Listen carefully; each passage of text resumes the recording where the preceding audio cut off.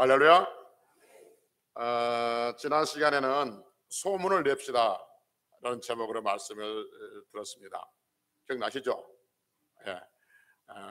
이방 여인이 귀신 들린 딸을 가지고 있었는데, 그 귀신 들린 딸을 가지고 있는 이방 여인이 예수님을 만나서 귀신 들린 딸이 고침받았다는 말씀이었습니다. 그래서 우리가 봤던 것은 그 여인에게 누군가가 예수님에 대한 소문을 냈을 것이고, 그래서 예수님의 소문을 듣고 그 여인이 와서 그의 인생이 복이 있었다는 말씀드렸고요. 그래서 우리도 예수님에 대한 소문을 밖으로 많이 내서 누군가가 우리가 전해들은 그 전해준 그 예수님에 대한 소문 전도를 듣고 또 누군가의 인생이 바꿔지는 데 있어서 그렇게 쓰임받는 우리들이 되자라고 말씀을 드렸습니다. 오늘은 하나님의 선물이란 제목으로 말씀을 드립니다.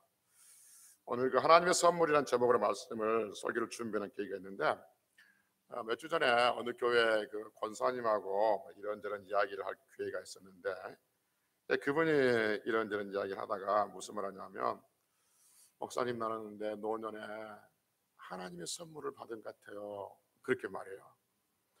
그래서 지금 그 권사님 70이 넘으셨는데 요즘에 여러 가지 좋은 일이 있다는 거예요. 좋은 일이 있는데 그 모든 것을 다 한꺼번에 묶어서 뭐냐면, 하나님께서 내 노년에 선물을 주시구나 하는 것을 느낀다는 거예요. 그래서 이야기하는 가운데 하나님의 선물? 참 좋다. 하나님의 선물 참 따뜻하다, 듣기 좋다, 그런 생각이 들었던 거죠. 그러면서 우리 교회는 매주마다 하나님의 선물에 대한 노래하는데, 너는 하나님의 선물, 사랑스러운 하나님의 열매. 기억나십니까? 우리가 매주마다 축복성 부를 때 제가 원래는 멋지게만 불러야 되거든요. 불러야 되는데 음치라서 불리지 못하겠고, 너는 하나님의 선물, 우리는 하나님의 선물, 우리는 하나님의 사랑스러운 열매, 이렇게 우리는 매주마다 축복하고 불러주잖아요. 우리도 매주마다 하나님의 선물이라고 노래 부르고 찬송하는데, 그때 하나님의 선물이라는 그 말을 들으니까 굉장히 마음에 따뜻한 것이 왔어요. 그래서 성경에도 하나님의 선물이라는 말이 있지 않나 하는 생각이 들어서 집에 와서 하나님의 선물에 대해서 이제 성경을 한번 찾아보게 됐던 것이죠. 그래서 하나님의 선물들이 여러 가지가 있어요. 오늘 그 하나님의 선물에 대해서 좀 말씀드릴 텐데, 바라는 것은 하나님의 선물에 대한 그 설교 말씀을 듣고 끝내는 것이 아니라, 하나님의 선물에 대한 그 설교 준비를 해놓고 저는 이제 시간마다 기도했습니다. 하나님의 선물에 대해서 이야기만 해놓고 하나님께 선물 안 주면 이게 뭡니까? 이게 마치 비가 온다, 구름 속에 비가 있다고 말해놓고 비가 오지 않는 것과 같지 않습니까? 그러니까 하나님, 이번에 하나님 선물에 대해서 이렇게 설교할 테니까 그 선물 하나님 우리 모두에게 주옵소서라고 기도했습니다. 설교를 듣는 가운데 하나님의 선물이, 이미 받은 선물은 더 풍성해지고, 또 하나님께서 우리에게 주실 그 선물을 우리 인생에 살아가면서 풍성하게 받는 그런 은혜가 있는 귀한 시간이 되시기를 먼저 주의 이름으로 축복합니다. 여러분, 하나님의 선물은 세상에서 줄 수 없는 것이고 사람들이 줄 수 없는 것이 하나님의 선물이에요. 그렇지 않겠습니까? 사람들이 줄 수 있고 세상에서 얻을 수 있고 세상에서 줄 수 있는 선물이라면 하나님의 선물이 큰 의미가 없지 않겠습니까? 하나님의 선물 안 줘도 뭐 나는 세상에서 얻을 수 있는데, 하나님의 선물 안 줘도 나는 뭐 다른 사람이 줄 수 있는데, 그래서 하나님의 선물에 대해서 사모하는 마음이 없지 않겠습니까? 그런데 성경에서 말하고 있는 하나님의 선물은 사람이 줄 수 있는 것도 아니고 조상이 줄 수 있는 것도 아니고 이 세상에 줄 수 있는 것이 아니고 오직 하나님만이 줄 수 있다는 것이죠. 그래서 하나님만 줄 수 있는 선물이 뭘까 생각해 보니까 많이 있어요. 많이 있는데 그 중에 찾아보니까 두 부류로 나눌 수 있어요. 하나님께서 우리에게 선물 주셨는데 우리의 영혼을 위해서 주신 선물이 있고, 우리 인생, 우리 육신의 삶을 위해서 주신 선물이 있더라 하는 것이죠. 그래서 오늘 두 가지 나눠서 설명할 텐데, 말씀드릴 텐데, 우리 영혼을 위해서 주신 선물들이 있어요. 영혼을 위해서 주신 선물들을 하나 묶어서 말씀드리고, 그다음 우리 육신의 삶, 우리 인생을 위해서 주신 선물을 세 개로 쪼개서 이렇게 말씀을 드리겠습니다. 먼저 하나님께서 우리 영혼을 위해서 주신 선물이 있는데, 그 영혼을 위해서 주신 선물이 뭐냐 하면 예수님, 성령님, 구원, 은혜, 이것들이 하나님의 선물이다. 성경은 우리에게 말씀하고 있어요. 그래서 지금 영혼을 위해서 선물, 예수님, 성령님, 구원, 은혜, 이것을 하나 묶어서 하나님의 선물입니다 라고 지금 말씀을 드린다는 거죠. 결국 예수님 안에 성령님이 계시고 예수님 안에 구원이 있고 예수님 안에 은혜가 있기 때문에 그래요. 그래서 로마서 5장 15절에 보면 예수님이 선물이라고 말씀하시고, 사도행전 2장 38절에 보면 성령님께서 하나님 주신 선물이라고 말씀하시고, 에베소서 2장 8절에 보면 구원이 하나님 주신 선물이라고 말씀하시고, 에베소서 4장 7절에 보면 은혜가 하나님의 선물이라고 말씀하고 있습니다. 여러분, 하나님 우리에게 주신 선물이 예수님이시고 성령님이시고 구원이시고 은혜란 말이에요. 그렇게 들었을 때 어떤 생각이 드십니까? 저는 이렇게 준비하면서 어떤 생각이 들었냐면 참 다행이다, 다행이고 다행이고 또 다행이다. 왜냐하면 예수님을 어떤 돈 주고 살 수 있다면, 돈 주고 사야 한다면, 성령님을 어떤 대가를 치르면 성령을 받을 수 있다면, 구원을 내가 어떤 열심히 수고하고 착한 일하고 좋은 일을 해야만이 구원을 받을 수 있다면, 하나님의 은혜를 내가 몇 시간 동안 뭐 금식하고 며칠 동안 금식하고 뭘 내가 해서 은혜를 받을 수 있다면, 이 세상에 예수님을, 성령님을, 구원을, 은혜를 선물로 받을 수 있는 사람이 누가 있을까? 도대체 얼마나 많은 돈을 주면 예수님을 선물로 받을 수 있을까? 얼마나 많은 수고를 하면 성령님을 선물로 받을 수 있을까? 얼마나 많은 예를 쓰면, 얼마나 많은 몸부림치면 구원을, 은혜를, 천국을 선물로 받을 수 있을까? 이 세상에 사람이 수고와 예수고 돈 주고서 이것을 살 수가 결코 없는 것이죠. 그래서 하나님이 대가 없이 값 없이 선물로 우리에게 예수님을, 성령님을, 구원을 은혜로 주셨다는 거예요. 이게 얼마나 감사하냐는 것이죠. 여러분, 하나님의 선물은 성경에 보니까 돈 주고 살 수 없다라고 우리에게 분명히 말씀하고 있는 거죠. 사도행전 8장에 보면 이런 말씀이 나옵니다. 그 스데반 집사가 복음을 전도하다가 사람들에게 돌에 맞아서 죽임을 당하거든요. 그러니까 그때 이제 교회가 막 생겨나려고 그러는데, 교회 그 성도들이, 예수 믿는 사람들이 예루살렘에 살지 못하고 다 다른 나라로 도망가요. 사도들만 빼놓고. 왜냐하면 그 나라에서 예수를 믿으면 다 돌 던져서 다 죽이니까 다 다른 나라로, 다른 지역으로 도망간단 말이에요. 그러다 이 빌립이라는 집사님이 어디로 도망가냐면 사마리아 지역으로 도망을 가죠. 그래서 사마리아 지역으로 도망가서 거기서 사마리아 지역에서 예수님을 전하고 복음을 전한단 말이에요. 거기서 이제 많은 기적들이 나오고 예수 믿는 사람들이 많이 생겨나게 되어져요. 그래서 예수 믿는 사람들이 사마리아 지역에 예수 믿는 사람이 많아진다는 소문을 듣고 예루살렘에 있는 베드로와 요한이 사마리아로 갑니다. 사마리아로 가서 그들에게 이제 믿음의 지도를 하는 것이죠. 그래서 이제 가서 그 사마리아 베일집사를 통해서 구원받은 그 사람들, 예수 믿는 사람들에게 이제 기도하고 성령 받기를 위해서 안수기도 해요. 성령 받기를 위해서 안수기도 하니까 성령이 그들에게 임하세요. 성령이 그들에게 내려오신단 말이에요.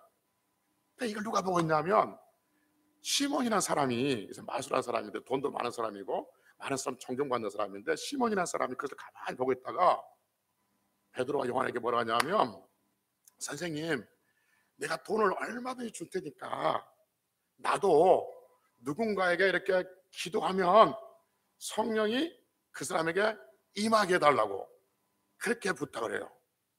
그러니까 베드로가 뭐라고 하냐면, 사도행전 8장 40절에 보면 네가 하나님의 선물을 돈 주고 살 줄로 생각했으니 너는 내 은과 내 돈과 함께 망할지어다 라고 저주를 해버려요. 어떻게 하나님의 선물을 돈 주고 살 생각을 해? 네 돈이 그렇게 중요해? 그러면 너 돈과 함께 망할지어다, 이렇게 말해버린 거죠.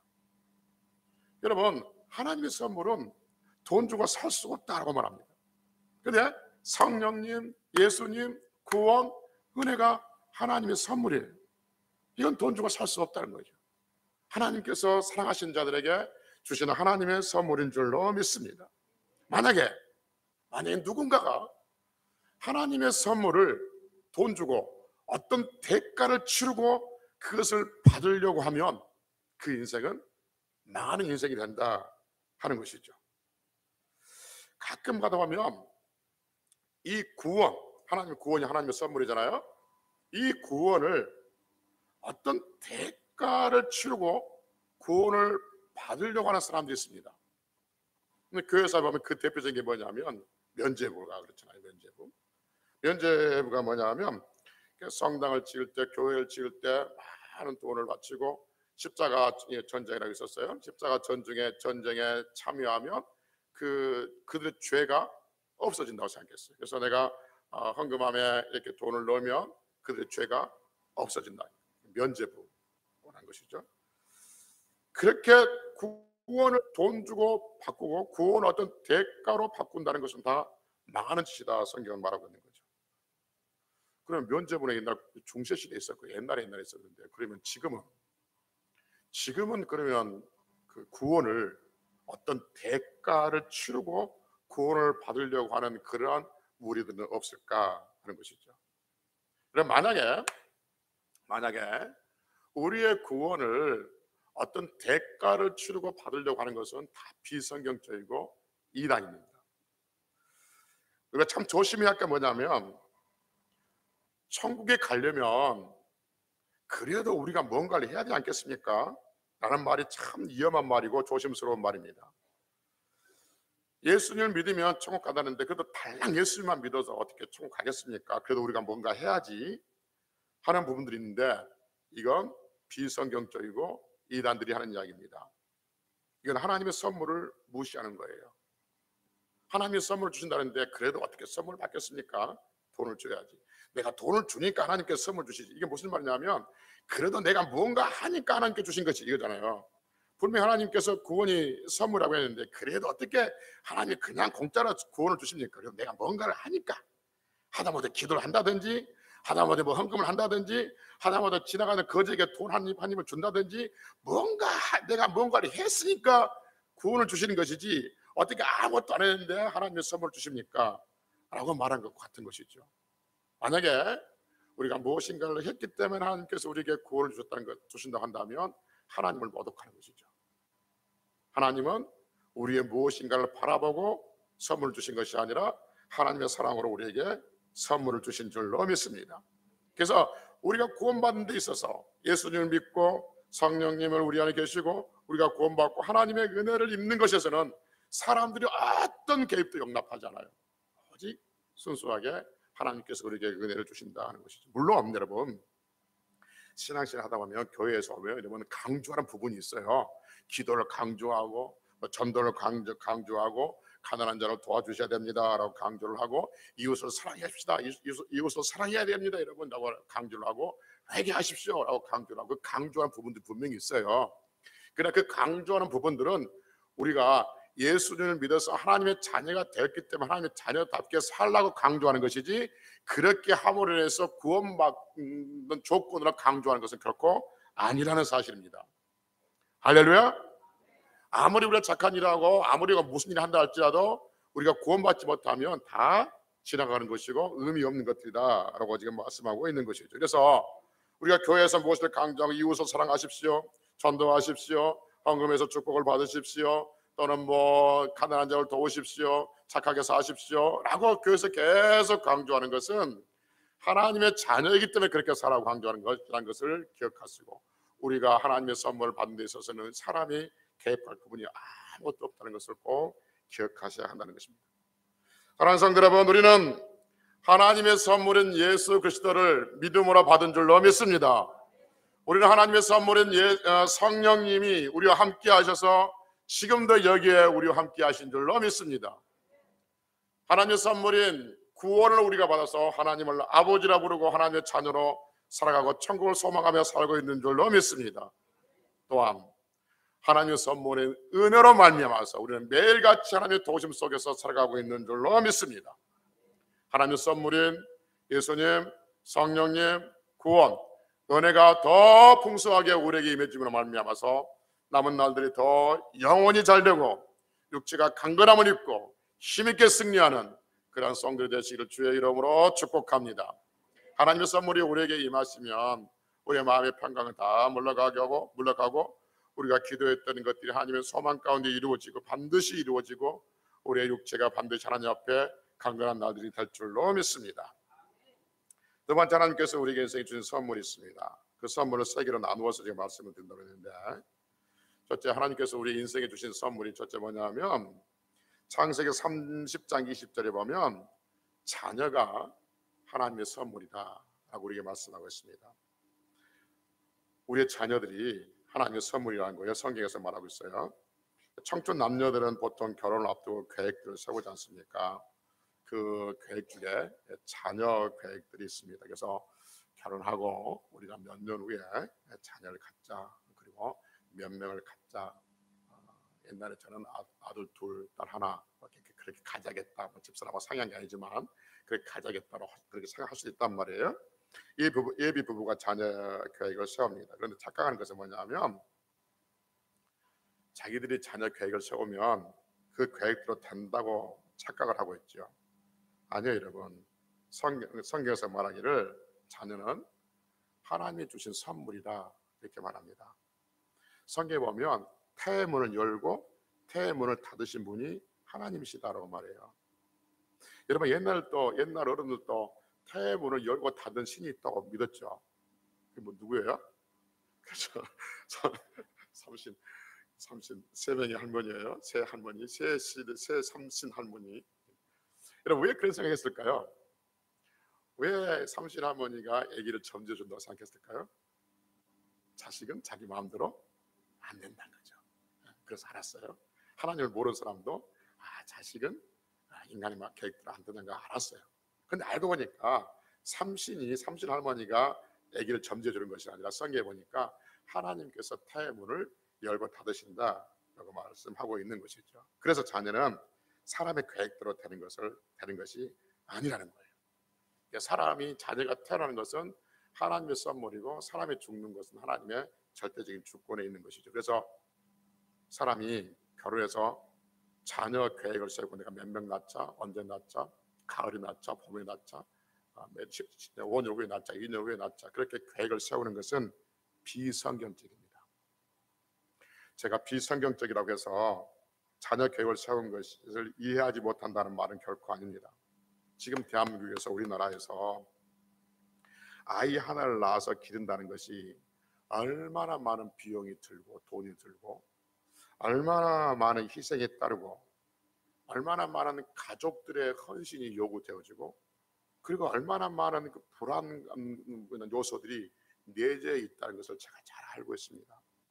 그래서 아이 한 명 낳아서 키운다는 것이 얼마나 힘든 일인지를 알고 있는 거죠.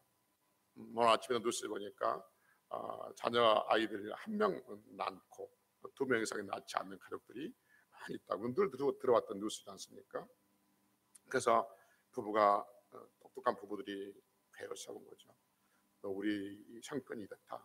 당신이 이만큼 벌고 내가 이만큼 벌고 우리 집이 이만큼 되고 그러니까 이렇게 모으면 언제쯤 돈이 이렇게 모일 것이다. 그러면 그때 아기를 낳고 그때 계획을 세우자.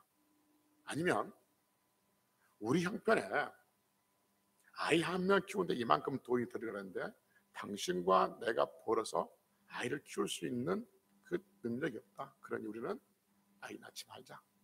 그리고 아이에게 들어갈 그 비용들을 우리는 절과 행복하게 젊어서 우리 둘이 즐겁게 살자라고 어떤 식으로 계획을 세우는 것이죠. 그러나 분명한 것은 뭐냐면 그것이 지혜로운 방법 같지만 비성경적이다. 성경적이 아니다 하는 것이죠. 여러분, 자녀가 하나님의 선물이라고 말씀드렸어요. 창세기 30장 20절에서. 그럼 여러분, 하나님의 선물이 많으면 많을수록 좋습니까? 하나님의 선물이 없으면 없을수록 좋습니까? 그렇죠? 하나님의 선물은 많으면 많을수록 좋은 거죠. 하나님의 선물은 많으면 많을수록 좋아요. 근데 창세기 30장 20절에서 자녀들이 하나님의 선물이라니까. 이게 많아야 좋아요, 많으면 좋아요, 아니면 많으면 나빠요? 이게 딜레마죠. 그러면 이론적으로 뭐냐면 하나님의 선물이니까 많으면 좋아. 그런데 삶은 어때요? 많으면 힘들어 이게. 그래서 하나님 적당히 합시다 우리, 이렇게 나오는 것이죠. 여러분, 지금 이 시대에는 하나님이 많은 자녀들이 많은 것이 결코 좋은 것으로 인식되지 않아요. 이게 왜 이럴까? 이 역시 죄의 결과죠. 그러니까 사람들은 더 가지려고 더 가지려고 애를 쓰고, 더 높은 자리에 있으려고 애를 쓰고, 더 많이 소유하려고 애를 쓰는 것이죠. 그런데 그 아이가 태어나면 그 아이가 나의 그 모든 욕망들을, 나의 모든 인간적인 그런 행복감들을 깨낸다는 것이죠. 상쇄시킨다는 것이죠. 그래서 하나님의 선물이나 아이가 많은 것에 대해서 우리는 불편해하는 것이죠. 다 죄의 결과라 하는 것이죠. 요즘에 어떤 목사가 결혼 주례하면서 두 분 이제 앞으로 결혼해서 살 텐데 자녀 계획 세우지 말고 하나님께서 주신 대로 낳으십시오 라고 주례사를 한다면 그 목사 참 답 없죠. 답답합니다. 듣기는 들어도 전혀 그 말에 감동을 안 받죠. 여러분 한번 물어봅시다. 여러분들이 성경을 가르치는 목사라면, 그러니까 여러분들이 지금 목사예요. 여러분들이 성경을 가르치는 목사라면 주례하라고 하면 어떻게 하시겠습니까? 목사 입장에서 말입니다. 아버지나 어른이나 선배나 선생이나 존경하는 사람들 그 입장이 아니라 목사 입장이라면 어떤 식으로 주례를 하시겠습니까? 첫 번째, 두 분 성경적은 아니지만 자녀 계획을 잘 세워서 부부가 아름답게 잘 조절해서 적당한 때에 아기를 낳아서 행복하게 잘 사십시오, 이렇게 주례하시겠습니까? 아니면 자녀는 하나님의 선물입니다. 그러니 주시는 대로 낳고 하나님의 은혜 가운데 잘 키우십시오 라고 주례를 하시겠습니까? 해야 됩니까? 어느 쪽입니까? 1번이에요? 아니, 여러분 목사라니까. 목사라면 어느 쪽이에요?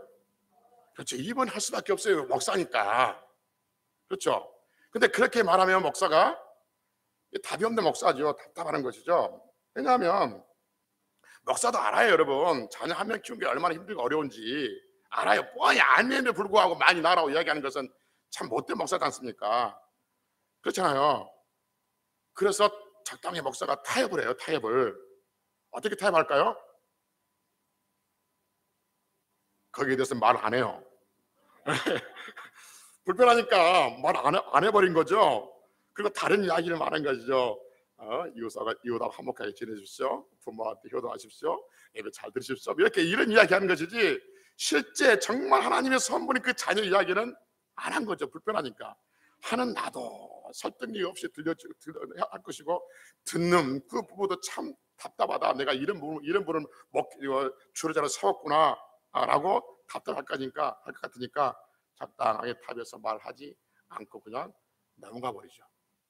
저는 이제 개인적으로 만나면, 주례사 하면 개인적으로 만날 때는 이런 이야기가 설명을 하는 것이죠. 제 큰딸에게 아이가 둘이 있습니다. 혜인에게 두 자녀가 있는데 저희가 외손녀들이죠. 그러니까 영상 통화하면 귀여워요. 귀엽습니다. 이거 제 기준이에요. 여러분들 기준이 아니라 제 기준이에요. 첫째와 둘째가 4살 또울인데 손녀들하고 영상 통화를 하고 있으면 그렇게 좋습니다. 느낌 아시죠? 그러니까 만져보고 싶고, 막 알아보고 싶고, 막 뽀뽀해주고 싶고, 막 그렇게 해보고 싶은데 영상 통화만 하고 있으니까 간질간질 하는 거죠. 막 하는 거죠. 저도 이제 할아버지가 됐으니까 어쩔 수 없어요. 이런 이야기 하는 거.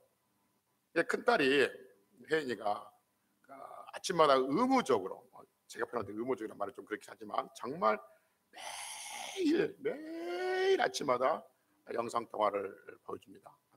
지가 몸이 아파도 그냥 애만 비춰주고 이렇게 보여주죠. 고마운 일이죠. 근데 첫째 손녀는 이제 컸다고 안녕하세요 그리고는 자기 벌절로 가버린 거예요.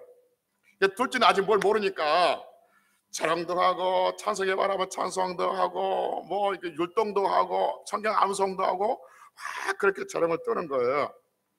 근데 그러다가 문득 제 생각 속에 야, 이 둘째도 커버리면 첫째처럼 안녕하세요 그리고 도망가버리면 이거 호텔에서 어떻게 하지? 뭐 큰딸이 자기 얼굴 비춰줄 것 같지 않고 그렇다고 사이 얼굴 비춰줄 것 같지 않고, 그래서 제가 혜인이한테 큰딸한테 이렇게 말했습니다. 혜인아, 자녀는 하나님의 선물이다. 하나 더 넣어라. 그랬더니 아빠! 두 번 다시 이야기하면 영상통화도 안 해줄까 봐 그냥 제가 말을 못했습니다. 왜 제가 자녀에 대한 선물, 이 선물에 대해 좀 더 많은 하려고 하냐면 비성경적인 것들이 정상적인 자리에 있는데 우리는 한 번쯤 그것들을 생각해 보자 하는 것이죠. 그래서 아이들을 무조건 많이 낳자는 이야기가 아니라 하나님의 선물인데 하나님이 준 선물을 많이 받은 건 좋은데 이 세상이 하나님의 선물을 거부할 수밖에 없는 세상이에요. 하나님, 그러니 하나님 이 세상을 아름답게 만들고 우리가 자녀들 키우는 데 있어서 하나님의 선물을 주신 대로 받아서 마음껏 키울 수 있는 그런 아름다운 세상을 하나님 만들어 주옵소서 라고 기도해야 할 것들이 여러분과 저의 기도의 제목이 되는 줄로 믿습니다. 그리고 축복하며 기도하는 것은, 축복하며 말씀을 전하는 것은 우리의 자녀들이 하나님의 선물이라고 했으니 우리의 자녀들이 어디에 가서든지 언제든지 누구에게든지 하나님의 선물로서 존경을 받고 존귀를 받고 인정을 받고 그렇게 살아갈 수 있는 자녀들이 되시기를 주의 이름으로 축복합니다. 두 번째, 하나님께서 우리에게 주신 선물이 뭐냐면 신명기 33장 14절에 보면 식물이 결실하는 것이 하나님의 선물이다라고 우리에게 말씀하고 있습니다. 여러분, 식물이 결실하는 것이 당연한 것이 아니라 하나님의 선물이라는 거예요. 배추 씨를 뿌리면 배추가 자라나는 것, 감나무에 감이 열리는 것, 이건 자연 현상이 아니라 하나님의 선물이다라고 성경은 우리에게 말씀해주고 있는 것이죠. 말씀드렸지만 아무리 좋은 씨를 뿌리고 아무리 농부가 열심히 농사를 지어도 하나님께서 결실을 허락하지 아니하면 의미 없는 것이죠. 그래서 식물이 결실하는 것이 하나님의 선물이라고 말합니다. 농사 짓는 시대에는 그 식물이 결실하는 것이 하나님의 선물이지만 지금 우리 사회생활하고 있는 지금 우리 이 현대인들에게 있어서 이 말씀은 뭐냐면 내가 수고하는 것에 대한 열매를 맺게 하시는 것, 이것이 하나님의 선물인 줄로 믿습니다. 이 세 번째와 같이 연결되어서 바로 넘어가겠습니다. 그리고 세 번째 하나님의 선물이 뭐냐면 전도서 5장 19절에 보니까 이 땅에서 즐겁게 사는 것, 이것이 또한 하나님의 선물이라고 말씀하고 있습니다. 따라서 합니다. 이 땅에서 즐겁게 사는 것이 하나님의 선물이다. 아멘. 오늘 전도서 5장 19절 본문에서 이렇게 말씀했어요. 다시 한번 제가 읽어드릴게요. 또 어떤 사람에게는지 하나님이 재물과 부요를 그에게 주사 능히 누리게 하시며 제 몫을 받아 수고함으로 즐거워하게 하신 것은 무엇이다? 하나님의 선물이다 라고 말씀하고 있습니다. 재물과 부요가 있는데 그 재물과 부요를 누리지 못한 사람이 있어요. 어떤 사람은 수고를 많이 하는데 그 수고의 대가를 받지 못해서 괴로워한 사람이 있죠. 이렇게 열심히 일했는데 그 대가가 없어서 너무 고생하는 사람들이 있습니다. 그래서 자기가 수고하는 것을 누리고 즐거워하는 것이 하나님의 선물인데 내가 수고하고 애를 썼음에도 불구하고 누리지 못하는 경우가 있는 것이죠. 여러분, 우리가 가지고 있는 것, 그것이 무엇이든지 유형의 것이든지 무형의 것이든지 그것을 누리고 즐거워하는 것이 하나님의 선물이라고 성경 우리에게 말씀하고 있습니다. 또 하나 성경은 전도서 3장 13절에 보면 이렇게 말씀합니다. 사람마다 먹고 마시는 것과 수고함으로 낙을 누리는 것이 하나님의 선물인 줄 이것 또한 내가 알았다라고 말합니다. 먹고 마시고 즐거워하는 것이 하나님의 선물이에요. 여러분, 내가 이만큼 수고하고 내가 이만큼 노력하고 내가 이만큼 예를 썼으니까 이제 내 인생을 먹고 즐기며 그렇게 누리며 사는 것이 당연한 것 아닌가? 아니요, 여러분, 그렇지 않습니다. 당연한 건 아닙니다. 왜냐하면 식물을 결실하게 하신 분이 하나님이시고 우리 인생을 낙을 누리며 즐겁게 살게 하신 분이 하나님이시기 때문에 그렇습니다. 하나님께서 우리에게 건강을 주시게 하신 분이 하나님이시고 그 수고로움으로 일하게 하신 분이 하나님이신 거죠. 우리가 많이 수고하고 많이 예를 썼지만 자식의 문제로 너무 마음이 힘들어서 많이 가지고 있지만 그것을 누리지 못하고 즐거워하지 못하는 인생들이 참 많이 있습니다.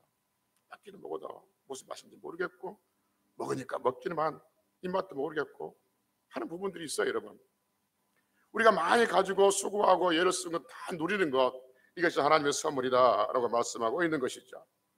그래서 이 땅에서 수고하고 그 수고의 대가를 누리고 즐거워하는 것, 하나님의 선물이니 하나님께서 우리에게 주신 시간들, 매일의 시간들, 매 순간의 순간들 감사하고 그것을 누리며 또 살아가고, 그래서 하나님의 선물이 우리 안에 더 풍성해지는 그러한 인생인들이 되어야 될 줄로 믿습니다.